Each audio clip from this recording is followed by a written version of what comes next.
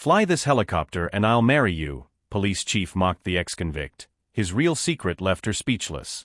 The words cut through the morning air like a blade. You? Fly this helicopter. Police Chief Rebecca Morrison laughed, a bark of disbelief mixed with contempt. I'd sooner marry you than trust you with million-dollar equipment. Her officers joined in, laughter echoing across the rooftop. Someone whistled mockingly. Another muttered about criminals and delusions. But the man before them, dressed in an orange Department of Corrections jumpsuit, hands bearing faint marks of recently removed cuffs, didn't flinch. He stood calm as stone, eyes fixed on the Bell 429 helicopter on the landing pad. Marcus Cole was 34, though prison had aged him in invisible ways. Released 18 hours ago after 6 years for armed robbery, he destroyed his reputation, career, and everything he'd built. His parole officer had been clear: keep your head down, do your time, maybe you'll get a second chance. Marcus expected mopping floors, sorting files, cleaning patrol cars. That's what ex-cons did. Invisible labor, silent penance, proving you weren't the monster everyone believed you to be. Then the emergency call came. A commercial helicopter went down in the northern mountains. 12 people aboard, including a senator's daughter. Weather deteriorating fast. Their lead pilot collapsed mid-prep with a heart attack. The backup was stuck in traffic after a pileup. Chief Morrison stood on that rooftop, phone pressed to her ear, pale with fear. She'd called every charter service within 50 miles. Nothing. The storm grounded private sector. National Guard couldn't mobilize fast enough. Every second meant 12 people getting colder, more desperate, closer to death. Marcus spoke quietly. I can fly it. 3 seconds of silence. Then laughter. Officer Ramirez doubled over. The thief wants to play hero. Detective Chun shook her head. This isn't a video game, convict. People's lives are at stake. Morrison turned fully toward Marcus. She was 42, steel-gray eyes, jawline like cut glass. She'd built her career on discipline, control, zero tolerance. She looked at him like a stray dog in a 5-star restaurant. Let me get this straight. You, a convicted felon fresh from prison, think you can pilot a police helicopter in a mountain rescue during a storm? Her voice dripped sarcasm. What's next? Brain surgery. Marcus kept his eyes on the helicopter. His stillness made officers shift uncomfortably. It wasn't defiance. It was quiet certainty that didn't match his jumpsuit or record. I'm serious. I can fly it. I know that aircraft. I know those mountains. If you don't let someone up in 10 minutes, those 12 people die. Morrison's expression hardened. You're desperate for attention. Playing some angle for the parole board. Here's reality. You're a criminal. You lost the right to be trusted when you robbed that armored truck. Marcus's jaw tightened. She wasn't wrong about his record. 6 years ago, footage showed him masked and armed in a heist netting $2.3 million. Evidence overwhelming. He'd taken a plea deal, gone to prison without fighting because fighting meant exposing something he couldn't afford to expose. But watching minutes tick away while prejudice held everyone hostage, Marcus felt something shift. A door locked for 6 years started cracking open. You're wasting time. That senator's daughter has maybe 90 minutes before hypothermia becomes irreversible. The crashed helicopter is a Eurocopter EC-145. They were at 8,000 feet when they lost power. If they managed controlled descent, they're in a ravine near Blackstone Ridge. Visibility's dropping fast. You need someone who navigates by instruments, knows mountain thermals, won't panic. Silence. Not mockery, confusion. How did a random ex-con know this? How do you? Because I used to do this for a living, Marcus said simply. Before everything fell apart. Morrison studied him. Every instinct screamed not to trust him. But something in his eyes, calm and unshakable, made her hesitate. She made a desperate decision. She stepped closer. You want to fly my helicopter? Fine. But if you're lying, if this is a stunt, if anything goes wrong, I'll personally ensure you spend the rest of your life in a cell so deep they'll forget you exist. And if you somehow pull this off. She laughed bitterly. Then miracles happen. Hell, I'll marry you myself. Officers stirred uncomfortably. One whispered, "Chief, are you sure?" Marcus nodded once. "Keys." Detective Chun hesitantly handed him a keycard. Pre-flighted. Fuel topped. Channel 7. Medical gear in back. Her voice wavered. "Please tell me you know what you're doing." Marcus walked toward the helicopter with measured movements. Anyone watching closely would notice his hand trace the door frame with familiar precision, eyes sweep the instrument panel with practiced efficiency. As he climbed into the pilot's seat, Morrison called out, "Marcus Cole. If you crash my helicopter, being dead won't save you from me." No response.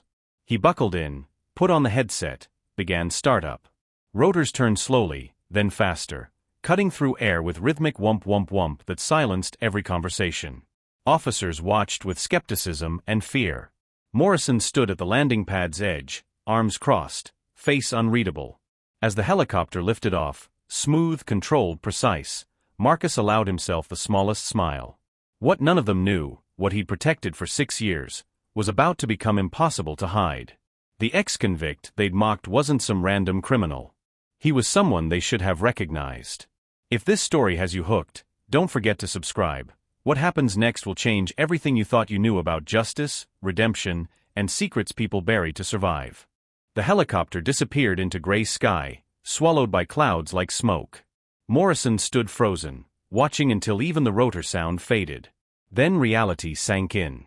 "Chief." Ramirez's voice was careful. "Did we just let a convicted felon steal a police helicopter?" Morrison's phone buzzed. Mayor's office. District attorney. 3 news stations, all calling simultaneously. Word had leaked that an ex-convict was flying a police rescue. In the social media age, secrets lasted as long as ice cream in summer. "Damage control," Morrison snapped to Chun.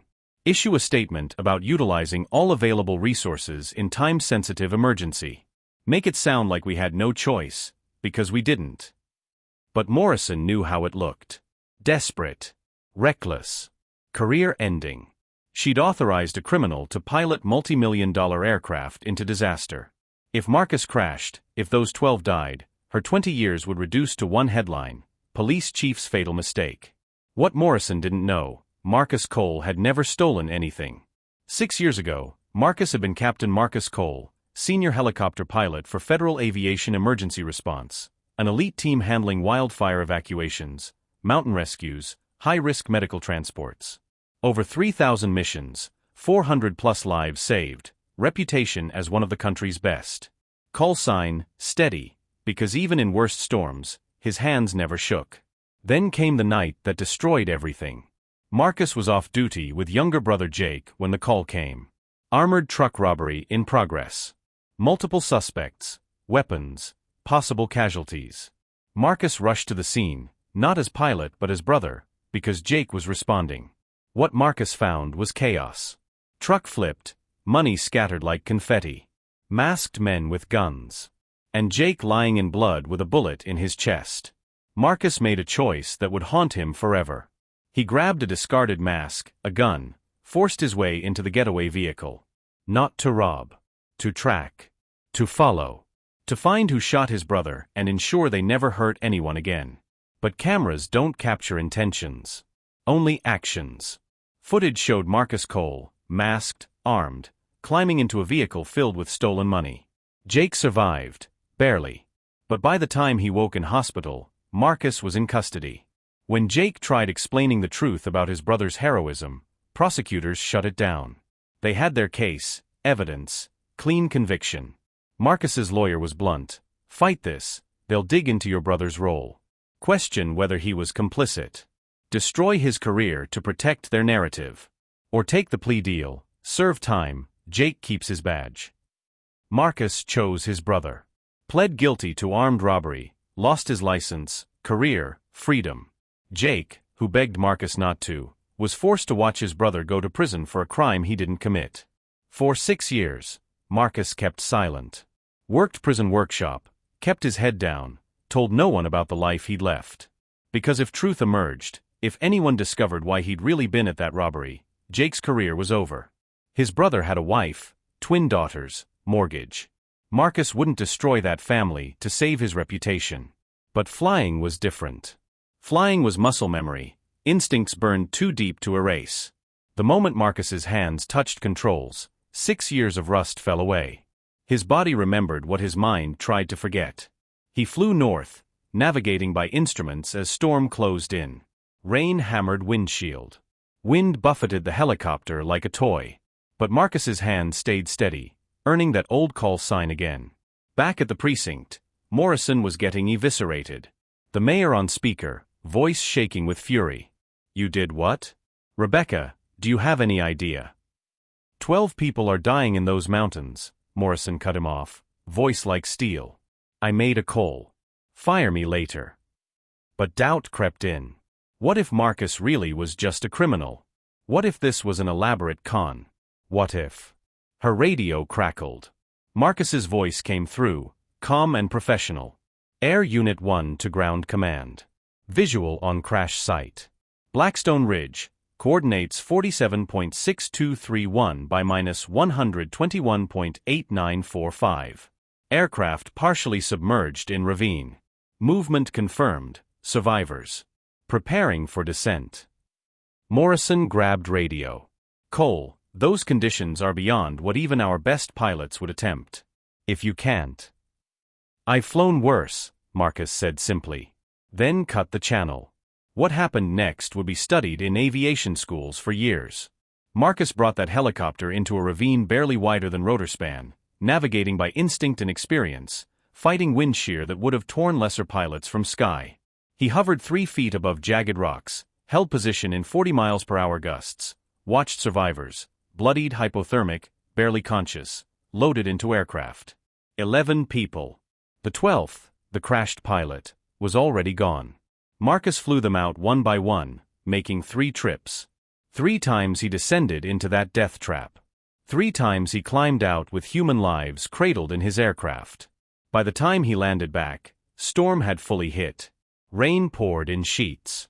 Emergency vehicles surrounded rooftop, lights painting everything red and blue chaos. Paramedics rushed forward, pulling survivors with practiced urgency. Morrison stood in rain, watching Marcus climb out. Orange jumpsuit soaked. Face exhausted. But his hands, still steady. She walked toward him slowly, each step heavy. When she reached him, she shouted over storm. "Who are you?" Marcus looked at her with eyes that had seen too much. Someone who used to matter. Morrison felt something twist in her chest. Guilt. Shame. Recognition. Her phone buzzed. Text from Chen. "Chief, you need to see this. Now." Chen stood near doors, tablet in hand, face pale. She turned screen toward Morrison. News article from 6 years ago. Federal pilot Marcus Cole arrested in armored truck robbery. Aviation hero falls from grace. Below that, another Morrison had never seen. Officer Jake Cole credits brother's actions with saving his life. "He's no criminal, he's my hero." Morrison looked from tablet to Marcus, who stood in rain like a man waiting for sentencing. Around them, paramedics worked frantically, reporters shouted questions, and survivors, 11 people who should be dead, breathed air they wouldn't have without him. Ramirez approached, mockery gone, replaced by awe. "Chief," the senator called. "His daughter is safe because of him. What do we do?" Morrison had no answer. Standing before her wasn't the criminal she'd humiliated. It was a man who'd sacrificed everything, career, freedom, future, to protect his brother. A man who'd spent 6 years invisible, silent, forgotten. A man she'd mocked with cruel marriage joke, never knowing she was talking to someone who'd once been exactly what she wanted. Fearless, skilled, incapable of giving up on people needing saving. The question burning wasn't who is he anymore. It was far more terrifying, what have I done? Media descended like vultures within hours. By morning, Marcus Cole's face was everywhere, every news channel, website, social feed. Headlines screamed contradictions. Convicted felon turned hero, ex-con saves senator's daughter, and the one that made Morrison's blood run cold. Police chief humiliates war hero before daring rescue. Someone leaked the rooftop footage. Body camera recordings showed everything. Morrison's mocking tone, officers' laughter, her cruel marriage joke. The internet wasn't kind. Within 24 hours, hashtag Justice for Marcus trended nationwide. Morrison's accounts flooded with thousands calling her incompetent, heartless. The mayor called emergency press conference. Morrison was ordered to attend, smile, spin the narrative. But backstage, watching Marcus interviewed by reporters, she felt something unfamiliar, not anger but regret. Marcus wasn't defending himself. When asked about his conviction, the 6 lost years, the rooftop humiliation, he simply said, "I did what needed to be done. That's all that matters." He refused to throw Morrison under the bus. Refused to play victim. Just stood there with that exhausted calm, deflecting every attempt to turn him into a headline. That night, Morrison did something unprecedented. She went to Marcus's apartment, tiny one-bedroom in the cheapest part of town, where ex-cons ended up when society decided they didn't deserve better. She knocked, half expecting no answer. But he answered. Surprise flickered across his face before settling into careful neutrality. "Chief Morrison," he said quietly. "Didn't expect you. Can we talk?" Her voice softer than intended. Marcus stepped aside. The apartment was sparse, second-hand couch, small kitchen table, bare walls except one framed photo. Morrison's eyes caught it, Marcus in flight suit beside younger man in police uniform. Both smiling. Both alive in ways the photo's edges couldn't contain. "Your brother," Morrison said. Marcus nodded. "Jake. He's sergeant now. Eastern District." Morrison faced him. "I read the reports. The real ones. The buried ones. You didn't rob that truck. You were tracking down who shot him." Marcus's jaw tightened. "Doesn't matter what I was trying to do. Footage showed what it showed." "It matters," Morrison said, intensity surprising her. "You gave up everything to protect him. Career. Freedom. Entire future." "He's my brother," Marcus said simply, as if that explained everything. Morrison sat on worn couch, exhausted by her mistake's weight. "I owe you an apology. What I said." "You didn't know," Marcus interrupted. "Nobody does. That's the point. But I should have treated you with basic human dignity regardless." Morrison looked up. "I built my career on being tough, not tolerating nonsense, holding people accountable. But somewhere along the way, I stopped seeing people as people. Just saw records. Files. Convictions." Marcus sat across from her, and for first time, something cracked in his composure. "You want to know the worst part? Wasn't the prison time. Wasn't losing license or career. It was how people looked at me after. Like I'd become something less than human." Morrison felt that twist again. "I looked at you that way." "Yeah," Marcus said. "You did." Heavy silence. Finally, Morrison spoke. "FAA contacted me today. They want to review your case. With the rescue media attention, questions about your conviction, there's momentum to get your license reinstated." Marcus's head snapped up. "What?" "Senator Whitmore personally called FAA administrator. His daughter owes you her life. He's pushing for full review, possibly pardon." Morrison paused. "But there's a problem." "Of course there is," Marcus said flatly. "If they reinstate your license, truth about why you were at that robbery comes out. Jake's involvement, cover-up, all of it. Your brother could face serious consequences." Marcus stood abruptly, pacing to window. "Then tell them no. Tell FAA to drop it. I'm not destroying Jake's life to fix mine." Morrison expected this.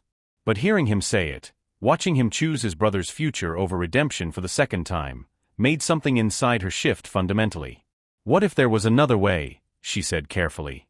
Marcus turned. "What do you mean?" Morrison pulled out her phone, scrolling to email received hours ago. "Departments creating new aviation unit. Specialized rescue operations, disaster response, high-risk evacuations. Federal grant funded, falls outside normal hiring restrictions. They need lead pilot. Someone with experience, skill, judgment that doesn't crack under pressure." Marcus stared. "You're offering me a job? After everything?" "I'm offering you a chance," Morrison corrected. "License still suspended, but department can petition for provisional reinstatement for emergency services. Legal gray area, but possible. You'd fly again, Marcus. Save lives again. Jake's career stays protected because focus shifts from conviction to qualifications. Marcus was silent, mind racing through implications, consequences, risks. Why would you do this? Why put your neck out after? Because I was wrong, Morrison said, standing. And because those 11 people are alive, because you didn't let my ignorance and prejudice stop you from doing what was right. That's the kind of person I want in my department. The kind I should have seen from the beginning. Marcus's eyes searched her face for the catch, the angle, hidden cost. But all he found was sincerity, raw and uncomfortable.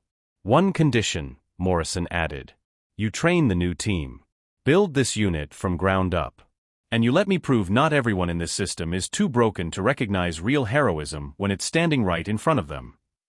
Outside, rain began falling, drumming windows like applause. Marcus looked at his brother's photo, then back at Morrison.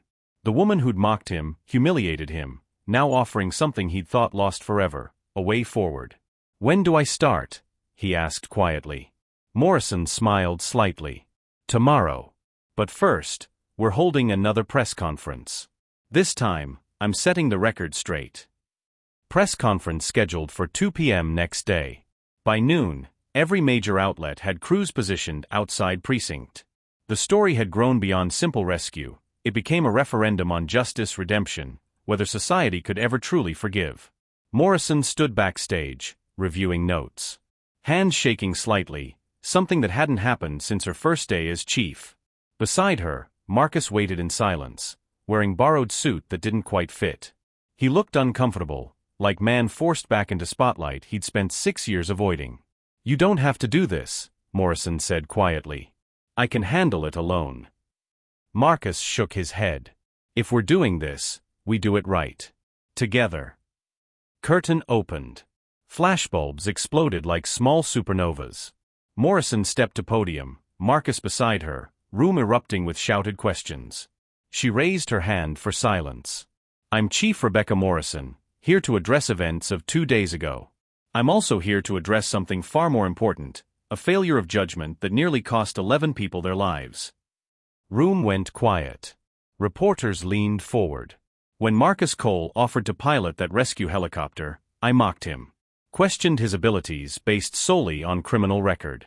Made cruel joke about marriage, treating a man's offer to help as something worthy of ridicule. Morrison paused, throat tight. I was wrong. Completely, unforgivably wrong. Murmurs rippled. This wasn't usual police deflection. This was raw admission. What I didn't know, what I should have taken time to learn, was that Marcus Cole was once Captain Marcus Cole, one of the finest pilots this country ever produced. He didn't lose his career because he lacked skill or judgment. He lost it because he made impossible choice to protect his family. Morrison turned to Marcus. 6 years ago, Marcus's brother, Officer Jake Cole, was shot during armored truck robbery.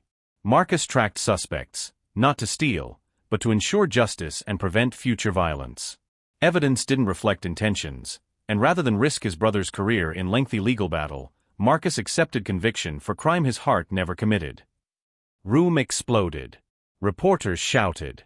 Cameras clicked furiously. Morrison raised voice. This department failed Marcus Cole. I failed Marcus Cole. We saw record instead of person. Saw conviction instead of sacrifice. When given chance to recognize true heroism, I responded with contempt. Her voice cracked. Today, I'm announcing formation of new aviation rescue unit, formally requesting Marcus Cole serve as lead pilot and training officer. Reporter near front stood. Chief Morrison, you're hiring a convicted felon? Morrison's eyes hardened. I'm hiring a hero who saved 11 lives while being treated like criminal. I'm saying redemption isn't just something we talk about in speeches, it's something we prove through action.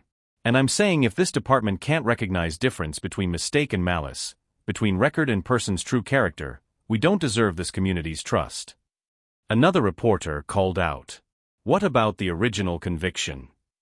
Marcus stepped forward, surprising everyone. Voice quiet but clear. My conviction stands. I'm not interested in reopening old wounds or jeopardizing my brother's career for my own vindication. What happened 6 years ago is done. What matters now is moving forward and doing work that honors the second chance I've been given." Room erupted again, but with something different: respect. Even cynical reporters recognized weight of what Marcus said. He wasn't playing victim. Wasn't seeking sympathy. Simply choosing principle over personal gain, exactly as he'd done 6 years ago. Then back doors opened. Man in police uniform walked in, Sergeant Jake Cole, face etched with emotion. He moved through crowd until he stood beside Marcus. "I'm Jake Cole," he said, voice thick. "6 years ago, my brother saved my life. Not just from bullet that nearly killed me, but from system that would have destroyed my career to close case quickly. He went to prison so I could keep my badge, support my family, continue serving this community." Jake's eyes filled with tears. "I've lived with that guilt every single day. Today I'm asking this city, this department, everyone watching to see what I should have fought harder for people to see 6 years ago, that Marcus Cole is the best man I've ever known." Emotion in room was palpable. Even hardened journalists wiped eyes. Morrison felt her own vision blur as brothers embraced, 6 years of separation collapsing into single moment of recognition. Reporter from major networks stood. "Chief Morrison, earlier you commented about marrying Marcus Cole if he could fly the helicopter. Given everything we know, what do you say?" Room held its breath. Morrison looked at Marcus, then smiled, genuinely smiled for first time in days. "I say I made many foolish statements that day. But I also say this: if every officer had half the integrity, courage, selflessness Marcus Cole demonstrated, this city would be safest place in America." She paused. "As for marriage, I'll start with earning his respect first. I have a lot of ground to make up." Room erupted in applause. Not polite, professional applause, genuine, thunderous recognition. Marcus stood overwhelmed, as if 6 years' weight was finally, slowly beginning to lift. But biggest shock came 3 hours later. Morrison was in office when Chen burst in, tablet in hand, face flushed with excitement. "Chief, you need to see this. Original armored truck case, someone leaked full investigation files." Morrison grabbed tablet. Eyes widened scrolling through documents, witness statements, security footage timestamps never presented at trial. Evidence showing Marcus entering getaway vehicle after robbery was complete. Evidence corroborating his story. Evidence that had been buried. Who leaked this? Morrison demanded. Chin hesitated. Prosecutor who handled original case. He's retiring next month. Apparently his conscience finally caught up. Morrison felt rage and relief collide. This changes everything. With this evidence, Marcus's conviction could be overturned completely. But when she called Marcus, his response was quiet and measured. "Does it change Jake's situation?" Morrison checked with legal team. Answer was complicated but ultimately hopeful. With new evidence, Jake's testimony would be seen as accurate rather than complicit. His career was safe. "Then do it," Marcus said. "Clear my name. Not for me, for every other person who gets judged by their worst moment instead of their whole story." Morrison hung up and allowed herself a moment of pure, overwhelming respect for man she'd once mocked on rooftop. Justice wasn't just being served, it was being redefined. 3 months later, Marcus Cole stood on same rooftop where everything changed. But this time, he wasn't wearing orange jumpsuit. He wore dark blue flight suit of city's new aviation rescue unit, captain's insignia on shoulders, name embroidered across chest. Legal process moved faster than anyone expected. With leaked evidence and public pressure, district attorney's office had no choice but overturn Marcus's conviction. Pardon came through with formal state apology. Pilot's license fully reinstated. Armed robbery charge that had defined him for 6 years expunged from record completely. But Marcus didn't want revenge. Didn't want apologies. He wanted purpose. Aviation rescue unit he'd built from nothing was now operational. For helicopters, 12 pilots he'd personally trained. Mission statement Marcus wrote himself. "We don't see records. We see people who need help." Chief Morrison stood beside him now, no longer critic but partner. Their relationship evolved into something neither expected, mutual respect built on shared humility. Morrison faced disciplinary review for initial handling, but instead of punishment, she was commended for transparency and willingness to admit mistakes. Department used entire incident as case study in bias recognition and redemption-focused leadership. Ready for your first official mission as captain?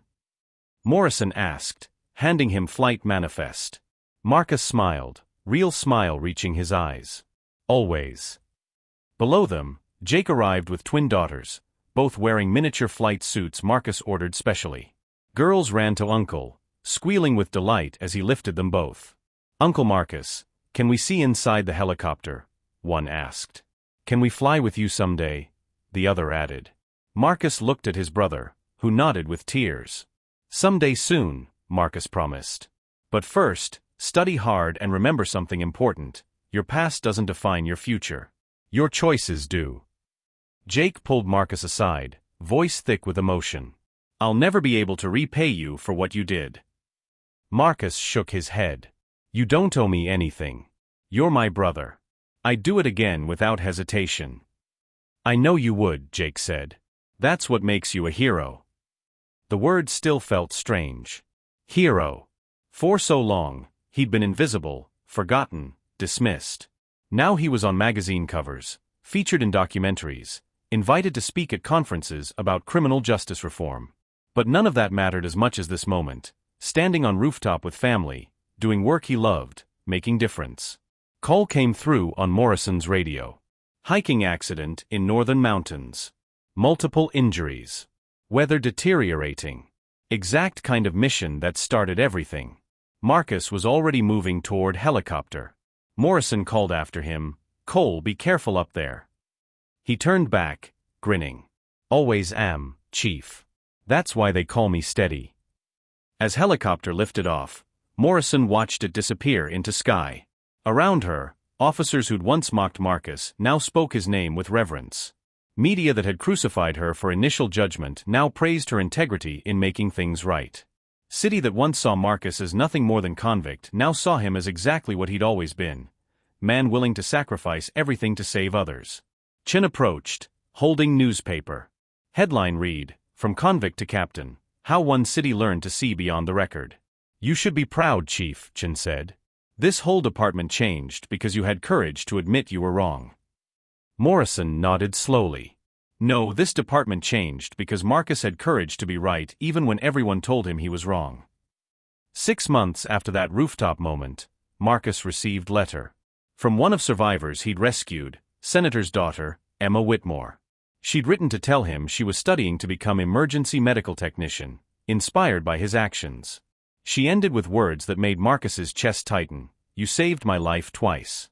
Once on that mountain, and once by showing me people can rise above anything if they refuse to let others define them."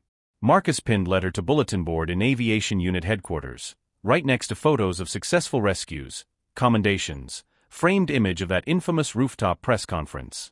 He wanted his team to see it every day, reminder their work mattered beyond immediate crisis, that saving lives created ripples spreading farther than they could measure.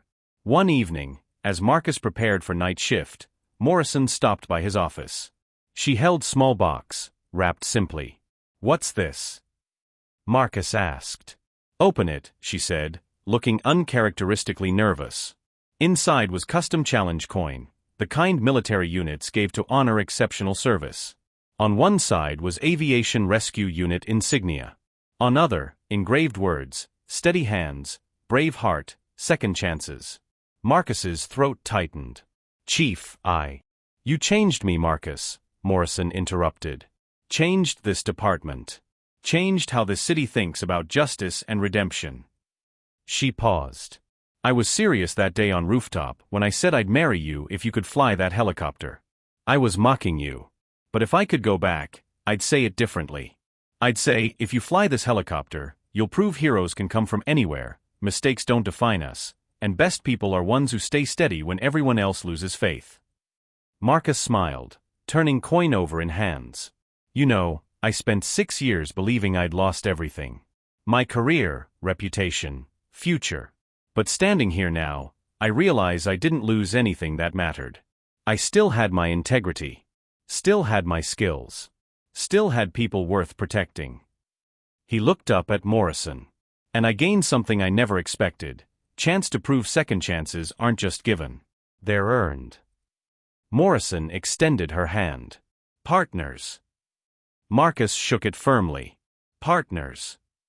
As Morrison left, Marcus stood alone in office, looking out at city lights.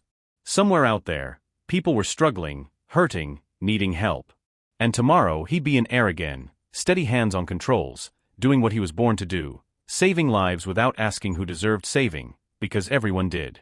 Best revenge against those who doubted him wasn't proving them wrong. It was living so well, serving so faithfully, rising so completely that their doubts became irrelevant. Marcus Cole learned hardest lesson life offers. Dignity isn't bestowed by others. It's claimed through action, protected through integrity, proven through unwavering commitment to doing what's right even when cost is everything you have. He'd flown that helicopter. He'd saved those lives. And in doing so, he'd saved himself. If this story moved you, hit that subscribe button, because real heroes aren't ones who never fall. They're ones who get back up, dust themselves off, and fly higher than anyone thought possible.